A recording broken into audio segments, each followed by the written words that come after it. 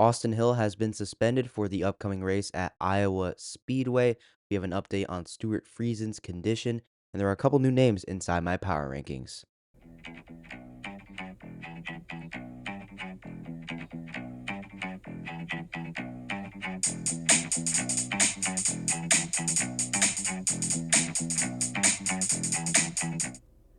How's it going, everybody? Welcome back to Talking NASCAR. I'm your host, Andrew. We are on episode number 27. I know in the last episode I might have said that that last episode was episode number 27. This one I can confirm is episode number 27. So I just wanted to clear that up real quick. But we got a lot to get to today. We got a lot of stories and news to cover, mostly from yesterday on Monday. And I also have a new edition of my power rankings coming up at the end of today's show. Let's go ahead and start with some breaking news from earlier today. Austin Hill, driver of the number 21 Chevrolet in the Xfinity Series for Richard Childress Racing, has been suspended for this upcoming race weekend at Iowa Speedway after his on-track actions at Indianapolis Motor Speedway, where he intentionally wrecked Eric Almirola, right rear hooked him into the outside wall and severely damaged Eric Almirola's number 19 Toyota Supra driving for Joe Gibbs Racing. After pitting for repairs, Austin Hill was parked on pit road for 5 laps after NASCAR saw what he did. And on TV and pretty much everywhere else you can see, it was pretty obvious that Austin Hill did intentionally right rear hook Eric Almirola. He was wearing white gloves, and even though he got bumped out of the way by Almirola and he was still trying to save it, you could see the white gloves kind of working the wheel trying to get it woed up, and eventually when he did get it woed up, he just completely sent it to the left, and it was pretty obvious by that fact. Then after the fact, he was like, I was just trying to get it woed up. I was just trying to save it, but he clearly saved it before he turned down into Eric Almirola.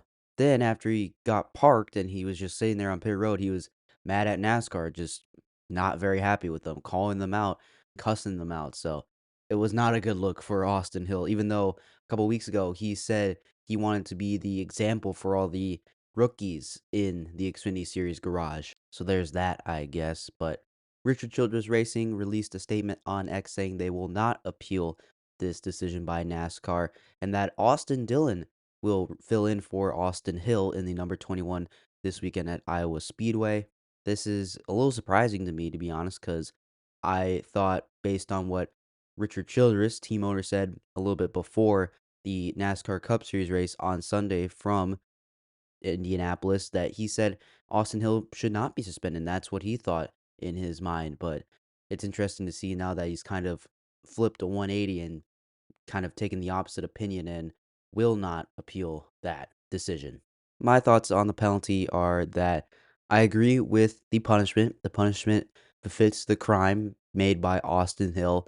The only gripe I have about it is that, can NASCAR just be consistent about it? I mean, I look back at Austin Cindric at Circuit of the Americas earlier this year when he intentionally right rear hooked Ty Dillon into the right outside retaining wall on the front straightaway after Dillon kind of ran him wide.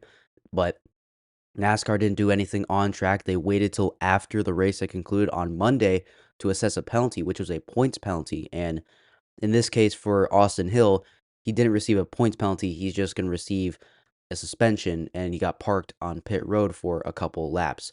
So I just wish NASCAR could be consistent about making these calls. Like, I think, in my opinion, Austin Hill, being that he is getting suspended, he's going to lose a lot of his playoff points because of this suspension. He's missing a race. But for Austin Cindric, he didn't get a suspension. He didn't get parked on pit road. Now, in Cindric's case, it was on a road course. They weren't going as fast. Indianapolis, it's a high-speed oval with 90-degree turns, much more dangerous.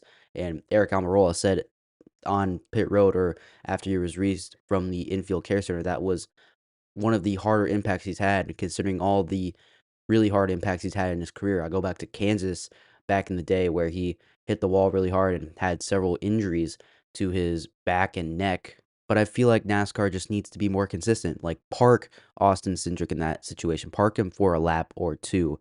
Or in this case of Austin Hill, I think they did the right thing by parking him for a couple laps and then suspending him. I think that's a good idea, and the points penalty is enough for Cindric for right now, but I wish NASCAR can be more consistent. I look back at some of the other penalties handed out last year. Austin Dillon, who wrecked Joey Logano on purpose and then proceeded to hook Denny Hamlin into the wall to win the race at Richmond, but NASCAR said that win was not eligible for playoff use and he was not able to make the playoffs. And I think that was a fair call. It was the last lap. You can't really park somebody. Like, maybe you can suspend Austin Dillon for that, but again, not a high-speed oval. It's a short track at Richmond. But then Chase Elliott at Charlotte back in 2023, after he came back from his injury, he got ran up into the wall by Denny Hamlin, who was tight off of turn 4. And then he proceeded to hook Denny Hamlin into the wall, and Chase Elliott was suspended for a race, but no points penalty assessed, and that ended up costing Chase Elliott a chance at the playoffs because we later saw at Daytona he was not able to make the playoffs. But that's just me comparing it to some of the other incidents. I'm just hoping that NASCAR can be consistent with their penalties and punishments for on track behavior. I also want to real quick talk about the Christopher Bell incident between him and Zane Smith on that overtime restart. I don't think NASCAR is going to bring anything to Christopher Bell. I think that was Bell maybe misjudging getting clear. I think it was Zane Smith maybe trying to move up just a slight bit to maybe cover Christopher Bell and kind of misjudging that. It was kind of a tough scene. I don't think Christopher Bell like really right hooked him. The onboard camera footage didn't look great, but I severely doubt that NASCAR will go after Christopher Bell and assess him a suspension or penalty of some kind. Because unlike Austin Hill, who does have a history of doing some brash things and losing his cool in the heat of the moment, Bell normally doesn't do that. Yes, he'll like come on the radio and vent a little bit, but that's not Christopher Bell. He doesn't intentionally wreck drivers unless they really gave him a reason to, which Zane Smith, I don't think gave Christopher Bell a reason to intentionally wreck him. If he did, I also want to talk about the effect that this penalty on Austin Hill has on Richard Childress Racing overall as a team. And can we really consider Richard Childress Racing as a contender? Can we take them seriously anymore? Because at this point, we've seen Austin Hill do blatant things. He's punched Myatt Snyder in the face. He's door slammed his former teammate Sheldon Creed at Martinsville when Creed was in that number 2 car. Now we've seen Austin Hill wreck Eric Almirola on purpose, even though Almirola didn't really do anything too blatant. It was just a little bit of contact that got Hill loose, kind of a little bit of an old school bump and run, but that really didn't justify a spin into the outside wall. If Hill kind of like doored him down the back straightaway, kind of pushed him low down the track, like maybe you would get the point, like, okay, that was not a cool move, but it did not warrant that. I just mentioned Austin Dillon wrecking Joey Logano and Denny Hamlin for the win at Richmond last year. It's just, can we take them seriously? Like, specifically the drivers. Can we take the drivers seriously anymore? And then, last of all, can we take Richard Childress seriously? Like, after Dover, he said that on the radio, they need to get good cars. They need to make upgrades. And everyone's thinking, well, congratulations, Richard. Like, you're just now noticing that you need to get your cars better. Like, that's just wild to me. And he even like door Denny Hamlin, I think, after a race early in the year, like in a rental car. I think that happened. Maybe I'm struggling to remember it, but maybe that happened. So is a Richard Childress Racing a team that we can really take seriously anymore now? Like, they were really good back in the day with Dale Earnhardt, but now in the 2010s, 2020s, like they haven't really done much to make us take them seriously. Like, the only drivers at Richard Childress Racing we can take seriously at this point are Kyle Busch, who is a defending champion, one of the best drivers in NASCAR, future Hall of Famer, and Jesse Love, one of the best prospects in NASCAR right now, who seems like a really good guy and seems like a very solid driver, who has been circling in rumors for possible Cup Series rides next year, while Austin Hill has just been running Spark time schedules in a third RCR car. Like, I don't know if we can really take this team seriously anymore, including the drivers and Richard Childress. I point to some executives and team members leaving, like Andy Petrie, longtime competition director, left after a long stint with the team. Justin Alexander Austin Dillon's crew chief, who he had a lot of success with, left after 2024. Also, there was a whole thing that Richard Childress Racing was involved last year because they were stealing data from Joe Gibbs Racing illegally, by the way. Now that it has not been for sure, but it was a common rumor and a common speculation that Richard Childress Racing was involved in that. They were the ones stealing the data because around that time, Richard Childress Racing definitely stepped it up performance-wise. Kyle Busch was running a lot better, and so was Austin Dillon.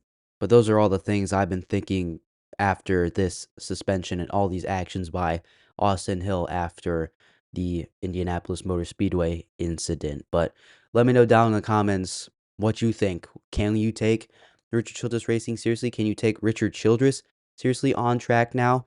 All right, let's move on now.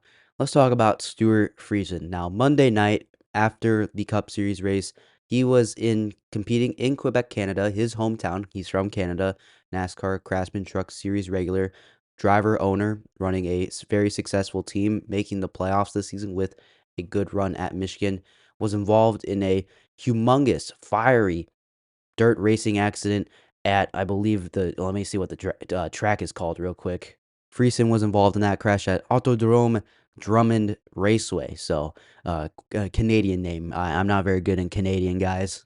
Anyway, Stewart Friesen was on the outside lane, hit the wall very hard, got flung up into the air, fire bursting out of all sides, landed back in the racing lane, only get T-boned by the rest of the field. So, not a very good sign. He was helped out of his car and was taken in an ambulance to a local hospital.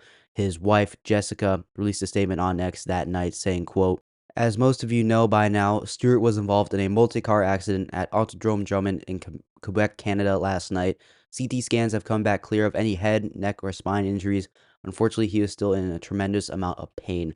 Stewart has suffered an unstable/open book pelvic fracture, meaning his pelvis is broken into two or more places, with a large hematoma on the area."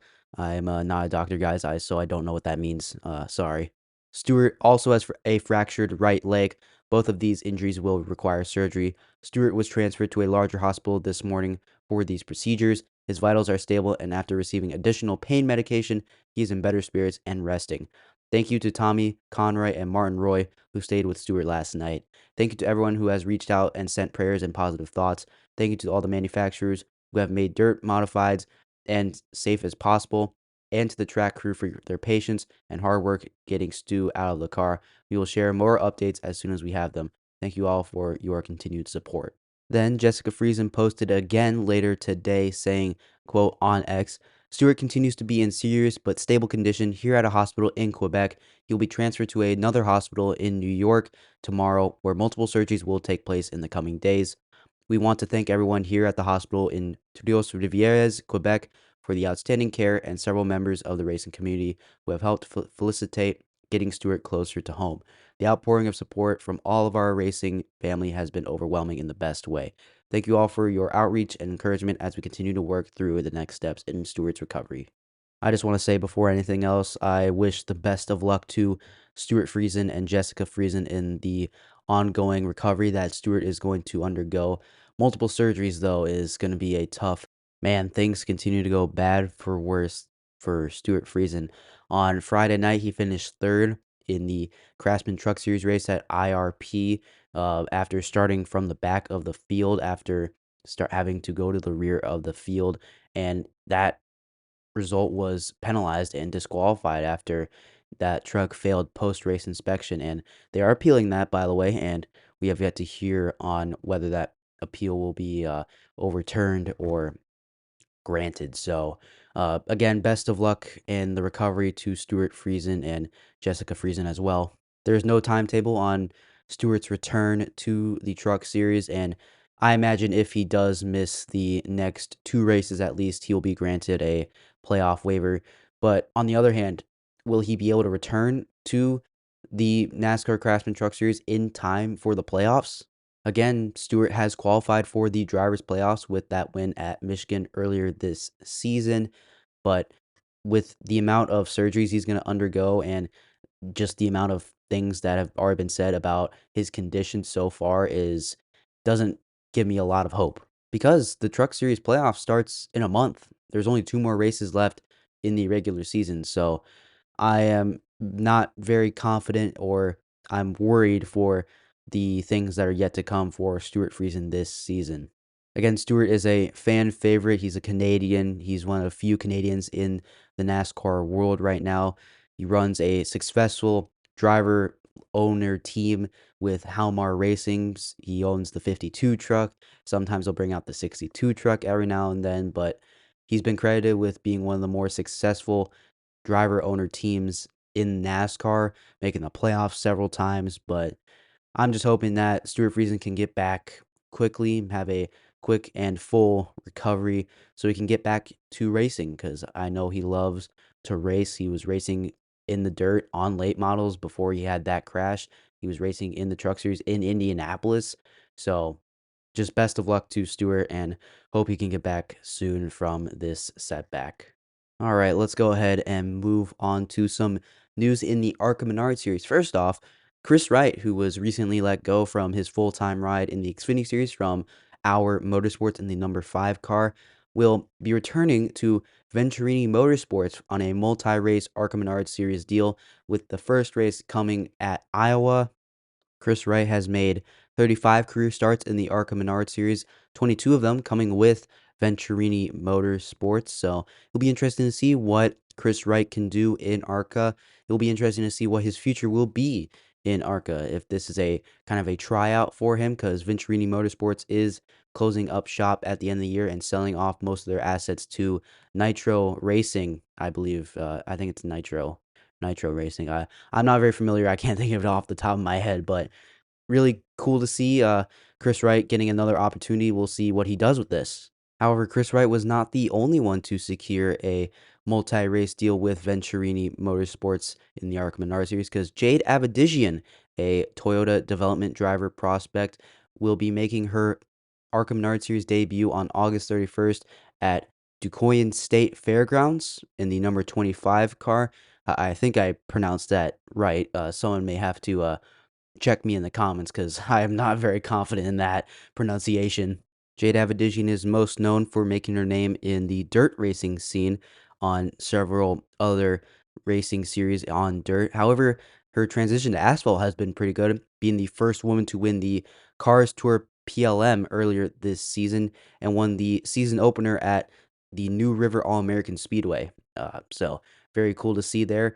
I have not watched much of Jade Avedizian, but based on all the things I am hearing from this article on the Daily Downforce, I think she's pretty legit. And I remember when she signed this contract, that development deal, I think she was only 16 at the time. And last year she had an injury that kind of put her out for a little while, but she'll be joining Toyota with another female development driver in Isabella Robusto, who's also racing full time in the ARCA Menard series. And I can think of some other drivers in the Toyota system who were female. I think of Wisconsin native Natalie Decker, who was also a Toyota development driver for a little while before she eventually lost her deal. And Haley Deegan as well was originally a Toyota development prospect before she switched over to Ford. So Toyota has been known for having the female drivers, I should say.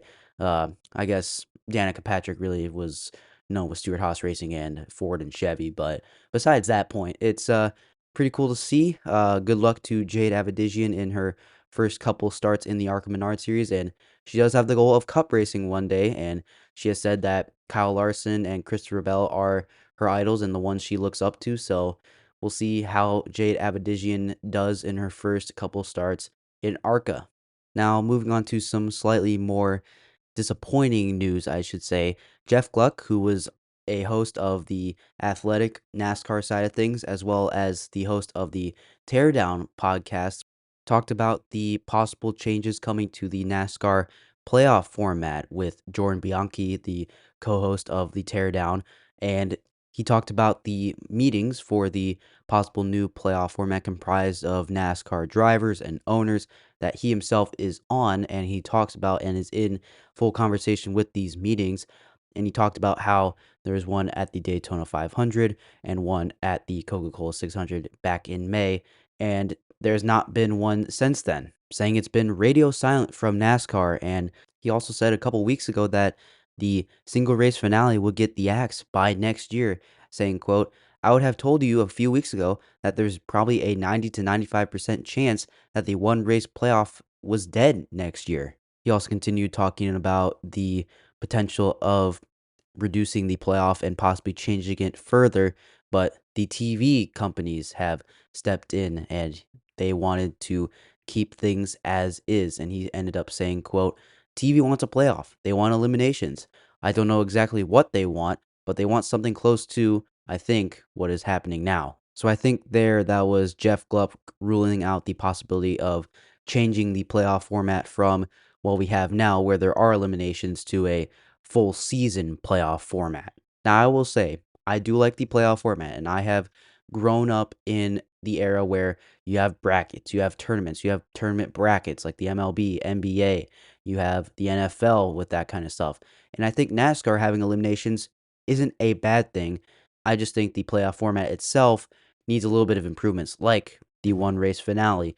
That needs to go, in my opinion. I think there also needs to be the three race finale round. The championship four needs to be a three race round. I also think win and you're in is something that needs to go. And again, I've talked about this on multiple times. You can go check out any number of the episodes on this show where I've talked about the things I want to change in the playoff format. So I'm not going to sit here and keep talking about it. But if you want to hear any of the things I've said before on what I want to see the playoff format change into, you can go check out some of the other episodes back from earlier in the show. But yeah, this is hardly surprising. I remember a couple episodes ago, I talked about how Mark Martin called out the TV partners for saying that they don't know anything about racing and what the sports need for a playoff format. So it seems to me that those rumors and that statement is full of merit and has a lot of merit. So that is definitely not something I'm very excited to hear. And I believe that NBC and USA has the playoff for the next couple of seasons, and they're going to get a big say in it. They just signed a 7-year, $7.7 billion deal to have a part of the NASCAR schedule and broadcast all the NASCAR Cup Series races. So they're going to get a big say in it. And I guess that means for right now, full season format, the full season championship format is most likely not going to be returning anytime soon, at least not next year. But I do hope that this means that maybe you'll have the playoff format and maybe have a couple changes to it. That's what I'm hoping. And we're very close to having the full schedule released, I would say, in a month or two or in a couple weeks. We've already got some dates starting to trickle in, but hopefully there's still time for NASCAR to make some changes to the playoff format because overall, again, I do think the playoff format is fine. I think it's good for this sport, but there are some things of it that need to be changed. But those are my thoughts on the most recent news about the possible changes coming to the playoff format. Okay, moving on. We've talked about ARCA, we've talked about the Truck Series, we talked about the Xfinity Series. Let's talk about Cup real quick. So, I want to start by talking about the current regular season points standings.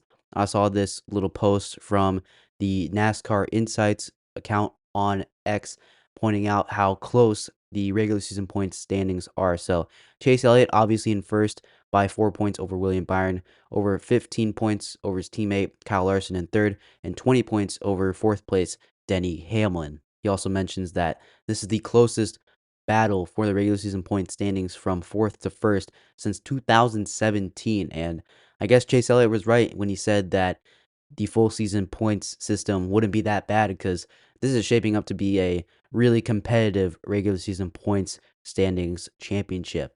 And with only 4 races left to go in the regular season, things are going to be very hectic, to say the least, and very intense for that regular season points championship because the winner of the regular season points championship receives extra playoff bonus points. So that is very huge when it comes to the playoffs. And we saw how Kyle Larson missed it by a point last year because he missed the Coca-Cola 600. Completely off topic there, but you can see how important the regular season points championship is and it can be when affecting the playoffs. But there you go. I thought I might talk about Cup real quick since I talked about every other division and series in the NASCAR world. But now it is time for power rankings. Every week, I rank the top 10 fastest drivers and teams in the NASCAR Cup Series. I have a couple new names making the top 10 after the Brickyard 400. I have one name falling outside of the top 10. So let's just go ahead and get straight into it. Only got a couple honorable mentions this week. First off, Kyle Busch. Finished in 25th after 3 really solid finishes for the last couple weeks, but they really weren't his fault. Got caught up in that restart stack up at the end of stage 1, or beginning of stage 2, I should say. Got some front end damage. He wasn't the only one to have their day ruined by that. So Kyle Busch just outside my top 10 for now. Again, same for Christopher Bell. This time he actually fell out of my top 10, and he's been kind of running a rough streak. Yes, he finished 8th at Indianapolis, but before that, 18th at Dover after making several mistakes that day. 5th at Sonoma, then 24th, 30th at Atlanta and Chicago. He just hasn't been consistent enough, and there are some other guys that have been a little bit more consistent that just need to make my top 10 over Christopher Bell. Same for William Byron, who scored a lot of stage points at Indianapolis, is still second in the regular season points standings, but finished 16th, ran out of fuel, just couldn't put a full race together. And coming off of a bad weekend in Dover, like, I just cannot put Byron back in my top 10 quite yet, because someone who has been really consistent is Chris Buescher. Finished inside the top 15 at Indianapolis, and that's been his game since Michigan, pretty much. Since that top 2 finish, he's just been so consistent. Average finish over the last 9 races of 10.6. That is incredible from Chris Buescher. He has really turned his season around after that subpar start to the year, but 10.6 average finish is really good for Chris Buescher, so he's going to go in at 10. I have Ty Gibbs falling down a couple spots down to number 9. Finished 21st at Indianapolis, didn't really have the speed, kind of got off of the really preferred pit strategy, but has been really consistent lately, and this is what really one of the bad finishes. So he did win the in-season challenge though, so I got to reward him a little bit for that. But Ty Gibbs hanging on by a thread by staying inside my top 10, but he'll be at number 9 because Bubba Wallace is in at number 8. Previous winner after starting on the front row at Indianapolis and coming off a 7th place finish at Dover. Finally, some really good results after a couple really rough weeks for Bubba Wallace, but now he's locked into the playoffs. Maybe we'll start to see him ride this wave of momentum heading into the last final stretch of the regular season. So Bubba Wallace at 8. I have Alex Bowman moving up to number 7 after being in 10 last week. Last finishes of 3rd and 9th at Dover and Indianapolis, and before Sonoma where he finished 19th, 3rd at Atlanta, and 8th at Chicago. So Alex Bowman's been pretty solid, pretty consistent. So I got to reward him a little bit by putting him at number 7. Ryan Blaney will go in at number 6, moves up a couple spots. Last 2 finishes of 8th and 7th. At Indianapolis, used a little bit of pit strategy to get that track position and was able to hold it pretty much throughout the entire day. And at Dover was the fastest Ford compared to all the other Fords, even his teammates of Joey Logano and Austin Cindric. And I would say the same at Indianapolis as well. And then going back to Chicago, finished 12th. So Blaney, he's been pretty solid. He's had good speed almost everywhere. It just sometimes gets a little bit unlucky because those 7 DNFs are not all his fault, and they're just the luck of racing, and is what it is, I guess, for Ryan Blaney. But he'll come in at number 6. I actually got Tyler Reddick moving up to number 5, up 2 spots after last week. Finished 29th at Indianapolis, and really wasn't his fault. Got caught up in that Zane Smith incident.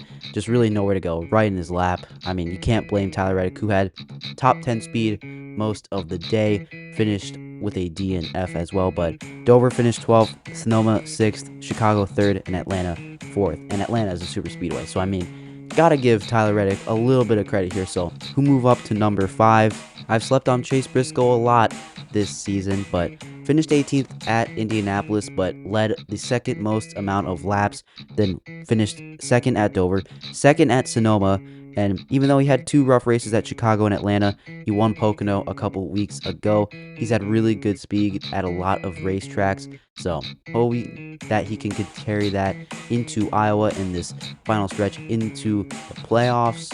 I actually got Chase Elliott moving down to number 3. Finished 13th at Indianapolis, even though it wasn't his best race ever. But recent finishes of 6th, 3rd, 16th, and 1st going back to Atlanta.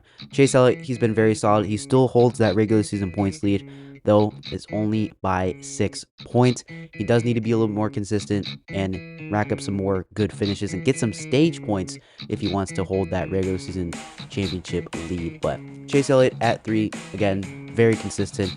Just needs to get more points and more stage points specifically, because I think it's safe to say Kyle Larson might be heating up heading into the playoffs.